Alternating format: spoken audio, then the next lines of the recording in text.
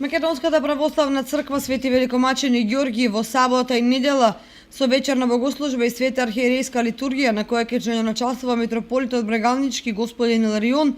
ќе го одбележи јубилеот од возобновувањето на Македонската православна црква во лицето на Охридската архиепископија и 100-годишниот јубилеј од изградбата и осветувањето на Кочанскиот православен храм. Во сабота со почеток во 17 часот ќе се ослужи вечерно богослужение на кое што ќе чиноначалства неговото високо преосвештенство митрополитот Брегалнички Иларион. На самата вечерна богослужба ќе бидат изложени со благослов на неговото високо преосвештенство и моштите на преподобниот Гаврил епископот Велички и новиот Леснонски чудотворец,